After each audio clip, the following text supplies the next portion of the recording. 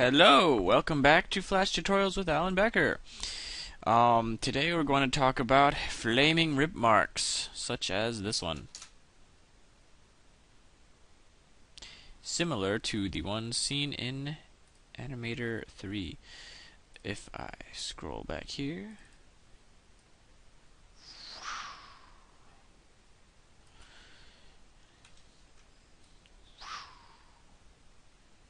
Yeah. So, I got a request for how to make these flaming rip marks. So, I will run through the basic steps to do something like this. Okay, so let's say you have a basic object that you want to cut up. So, let's start with a new document. So, I'm going to click on the stage and then click on this background color, change it to black, because black would look better with what we have. And then I'm going to grab a, let's see, metal box picture, which I found from Google, and then I'm going to drop it on. So it looks like we have to cut this out. So how do we do that? We right click, click break apart, go to the pen tool right here, and then just click, click, click, click, click all the way around your shape. So of course you don't have to use a picture, you can use whatever you want. And it looks like this line that I'm about to make is already multicolored from the last test run that I did, so that's okay. Then we just click the outside, delete, double click the line. Oh, it's not gonna work. Select everything and then go to no stroke. So there's our shape. So if we look here, you'll notice that I have a simple cutting animation. So we'll just do that really quick. Make a new layer first, extend this frames to, I don't know, 23, and then make a new empty frame, and then take your brush tool, set the color to white, and then just draw a line like that. Then you take the first frame, press F6, take your eraser tool, erase a little bit. Oops. First we want to lock this layer. Okay, and then erase, and then click F6 again, make a little bit more. F6 again, make a lot. F6 again, make a little, and then F7 to make a blank keyframe. So then we take these frames and we go to modify, let's see, timeline, reverse frames, and that will make it look like this. So it's a simple way to make a cut. And then we're going to want to make an empty frame here, so it's like that. So it looks pretty weak, so I'm going to add a simple flash with two empty frames here and then a rectangle over the whole thing. And it'll only expose for one frame, so it'll look like this. Alright, so we have our cut. Now all we need to do is cut up this thing. So what's going to happen is that as soon as this gets cut, we're going to make a new keyframe and then separate this into two symbols. So until then it's going to be just one symbol. In fact, I'm going to convert this to a symbol just so we have a symbol. And then when it gets cut, maybe I can move this a little later, and then F6, and then we're going to want to break it apart so it's back to itself. And then what we take is the pencil tool and just draw. Okay, wait, I'm going to change this to black. And pencil tool, and make a basic jaggedy line. You want it to be pretty jagged because you want the flaming rip marks to be jagged as well. So now we split it up. We've split it up into two pieces. So we take the first piece and go convert to symbol with F8, and then call metal box top. Take the bottom one and then call it metal box bottom. So once that happens, we have two pieces 1, 2, and we want to separate them onto different layers. So we're going to add a new layer, put the top one on top. So I'm going to press Control X to cut it, press F7 to make a new empty keyframe, and then Control Shift V to paste it in place. So if we look at our previous animation here, you'll notice that let's see, the bottom piece has flames, or the scorch marks, and the top piece has flames on it. So we're going to do the same thing.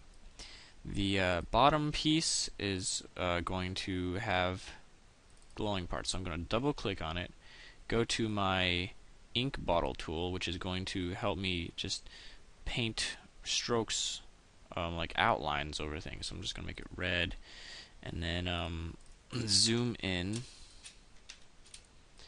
click it again, and then click on the border. So you want to make sure that it is about like 3 pixels. If it was 1, it's going to look pretty weak. So yeah, first we want to get rid of the border edges, so I'm going to delete that, and then I can double click the rest, and it will delete everything else. So now I double click this, change it to 3, and then I'm going to change its color. Let's see.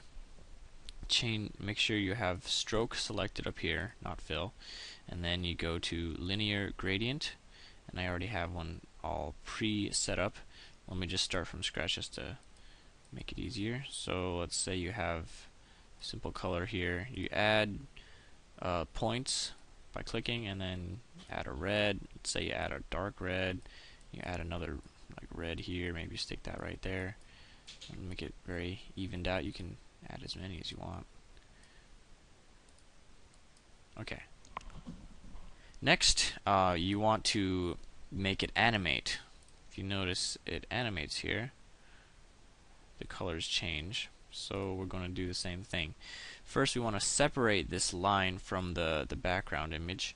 So I'm going to make a new layer, and then double click this, Control X, and next layer, Control Shift V. Then we're going to extend it several frames, make a new keyframe here, because we want to make it loop through a series of shape tweens, which will control the color basically. So I'm going to make a keyframe here and a keyframe here, and then just change the order of these colors.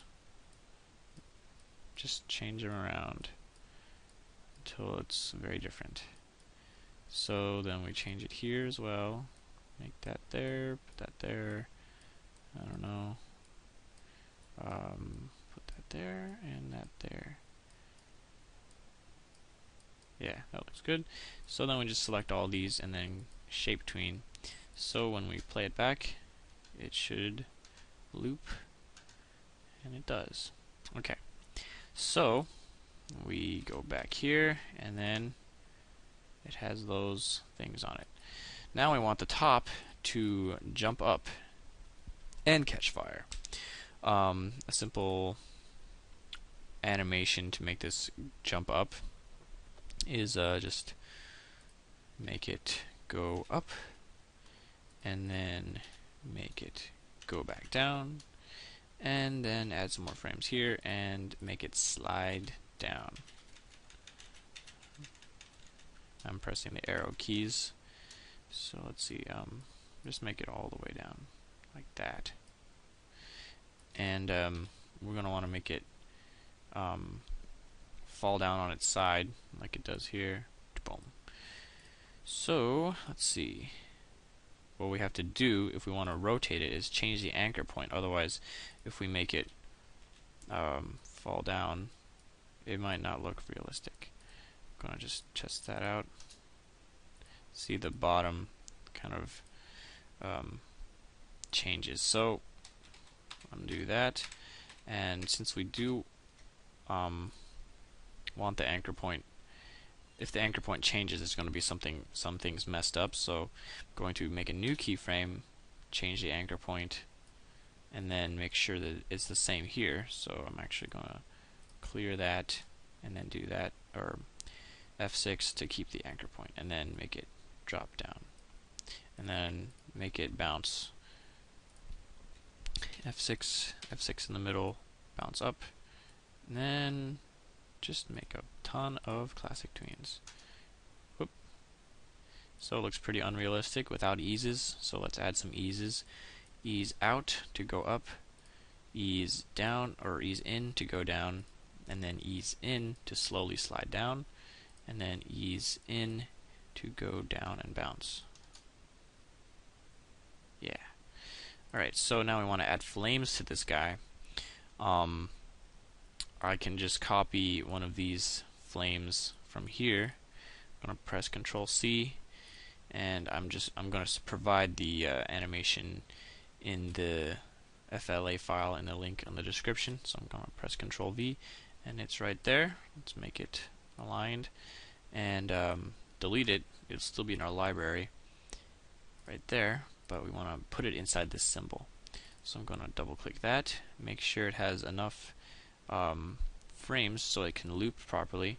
As I remember, it has 12 frames in each of these animations. So I'm going to stick this on there, rotate it, shrink it down, and then hold down Alt, and then copy, click, Alt and click to make more of them. So it looks like they're all very uniform, so we want to break them up a little bit by clicking on them, going to the properties, going down to looping, change the first frame to a different frame, 1 to 12. So I'm going to make this one 5, make this one 9, make this one 3, make this one 6, make this one 4, and this one 11. So now they're all slightly different. Okay, so now it should look like it's getting cut, and there are instantly flames on it.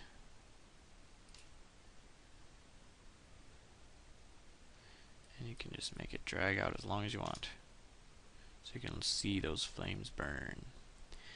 So that is a basic